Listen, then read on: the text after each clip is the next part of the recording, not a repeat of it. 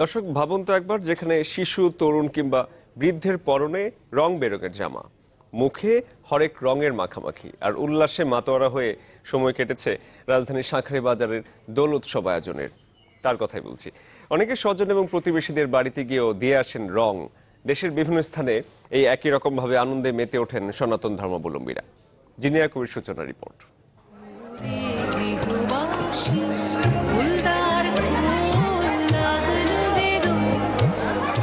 দোল উৎসব, তাই গৃহবাসীর প্রতি দোল খোলার আহ্বান সনাতন ধর্মাবলম্বীদের।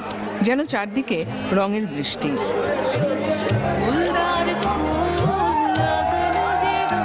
বৈষ্ণব ধর্মমতে ফাল্গুনী পূর্ণিমা তিথির এই দিনে বৃন্দাবনে নন্দনকাননে আবির ও গুলাল নিয়ে সখী ও ৩৩,০০০ গোপীর সঙ্গে রং ছোড়াছুড়ির খেলায় মেতেছিলেন শ্রীকৃষ্ণ। সেই থেকে শুরু এই উৎসবের।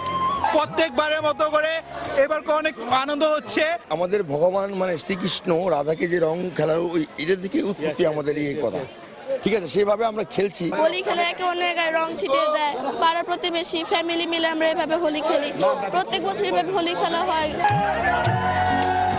ঋতুরাজ বসন্তে প্রকৃতি জুড়েই নানা রঙের খেলা, যেন সেই রঙেই একে অন্যকে রাঙিয়ে দিচ্ছেন সনাতন ধর্মানুসারীরা।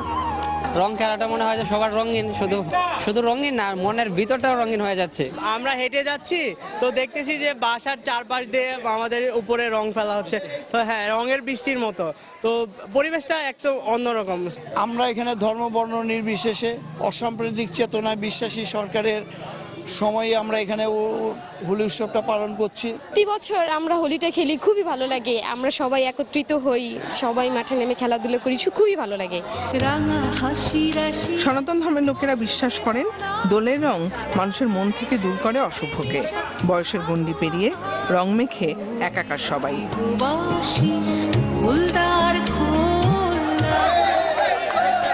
সমাজ থেকে সকল অপশক্তি দূর করে দোল উৎসবের এই রঙের বৃষ্টি মানুষের হৃদয়কে রঙিন করে তুলবে, এমনটাই প্রত্যাশা সনাতন ধর্মাবলম্বীদের। জিনিয়া কবির সূচনা, চ্যানেল 24, ঢাকা।